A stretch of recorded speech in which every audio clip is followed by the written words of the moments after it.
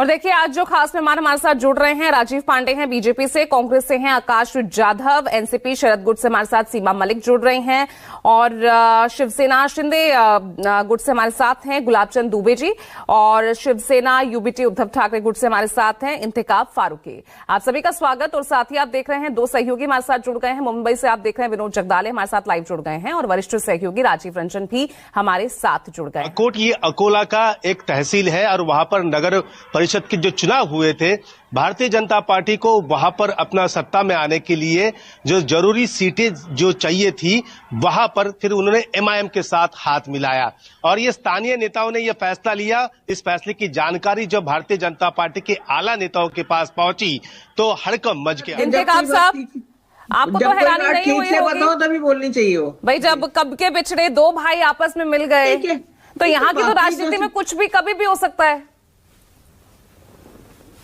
देखिए पूजा जी, आपको बताना चाहूंगा कि राज ठाकरे जी जो है वो बिल्कुल ठाकरे परिवार के वो बहुत बड़ा हिस्सा है वो, और थोड़ी अनबन कभी होती है तो इसका मतलब ये नहीं है कि परिवार का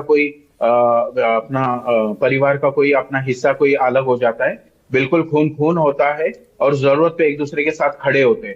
20 साल उद्धव जी और 20 साल अलग रहे, एक दूसरे को देखना तक पसंद नहीं किया। ये थोड़ा अंतराल कहते हैं आप, थोड़ी नाराजगी कहते हैं आप इसे। ऐसी कोई बात नहीं है। बातचीत बिल्कुल होती थी, साथ में थे और बिल्कुल त्योहारों में मिलना जुलना होता था। ऐसी कोई बात नहीं है और एक तैयारी हमेशा थी कि हमें साथ में आना है और ये सारी चीजें भी हुई है। और आने वाले समय में आप देखोगे कि महाराष्ट्र में इन दोनों का साथ में आना एक बहुत बड़ा चेंज आपको देखने को मिलेगा आने वाले समय में। और सबसे बड़ी बात अभी जो चीज सामने आ रही है, देखिए बीजेपी के हमारे कई बड़े नेता बोलते हैं कि मुंबई का मेयर कौन बनेगा, जैसे कि खान पठान शेख। तो मैं आपको ये बताना चाहता हूँ कि आज सारी चीजें सामने आ गई है। जिस तरीके से हमें देखने मिल रहा है कि एमआईएम के जो लोग हैं उनके नेता इतने बेबक बोलते हैं और उन पर कोई ये नहीं एक्शन नहीं होता है।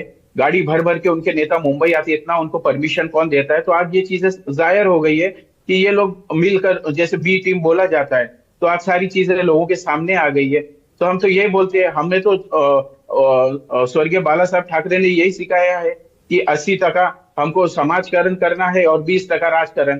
तो शिवसेना उसी रास्ते पे चल रही है। हमें लोगों की सेवा करना है। बिल्कुल मुंबई का मेयर एक मराठी बनेगा, लोगों की सेवा करेगा और हमें ऐसा एक मेयर चाहिए जो लोगों का काम करे।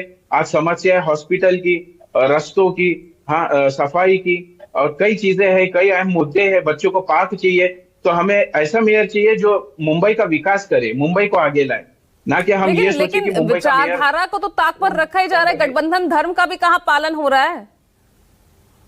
धर्म का बिल्कुल पालन हो रहा है। शिवसेना बाला साहब ठाकरे की ये शिवसेना है, उद्धव बाला साहब ठाकरे की शिवसेना है। बिल्कुल हिंदुत्व जो बाला साहब जी ने जो शुरू किया था, ये आज उन्हीं के साथ हम लोग चल रहे हैं, आगे बढ़ रहे हैं।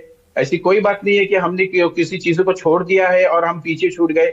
आप ही देख रहे हैं कि कई चीजें आपके सामने आ रही है, कई चीजें चेंज हो रही है, वो आपकी नजर के सामने है। हम तो उसी जगह पर है। हाँ, और आज आने वाले समय में आपको देखने को मिलेगा कि उद्धव बाला साहब ठाकरे और राज साहब ठाकरे की अभी ये जो गठबंधन हुआ है, ये कितना बड़ा चेंज आपको देखने को मिला। और शरद पवार जो एनसीपी है, हम सब मिलकर कितना बड़ा आपको एक चेंज देखने मिलेगा। और बिल्कुल ठीक है, तो राजीव पांडे, मतलब चुनौती। और देखिए आज भी देखिए इस चुनाव में भी 68 कैंडिडेट्स जो हैं अनअपोज्ड चुन दिए गए हैं। ये भी कोई छोटी बात नहीं है ना। जिसमें से कि 44 तो बीजेपी के ही हैं, मेरे ख्याल से 22 शिवसेना के हैं और 2 एनसीपी के हैं। तो देखिए ये भी बहुत मतलब है, ये तो बिल्कुल देखिए अंडरमाइन करने वाली बात है जो डेमोक्रेसी एंड कॉन्स्टिट्यूशन है। ये मेरे ख्याल से ये जो कंट्री की जो डेमोक्रेटिक हेल्थ है उसके लिए बिल्कुल भी अच्छा ये संकेत नहीं है। जिस तरह से ये चीजें हुई हैं, जिस तरह से लोगों को थ्रेट करा गया है एंड जिस तरह से बोगस वोटिंग हुई है एंड मनी पावर को भी हम मतलब नहीं कह सकते कि ये चीज उसमें नहीं चली है। तो मेरे ख्याल से तो इसका एक इन्वेस्टिगेशन होना चाहिए। बट ये बहुत ही दुर्भाग्य की बात है कि जो इलेक्शन कमीशन है उसके ऊपर बिल्कुल भी ध्यान नहीं दे रही है। बहुत बहुत शुक्रिया हमारे साथ आज इस चर्चा में जुड़ने के लिए। नमस्कार।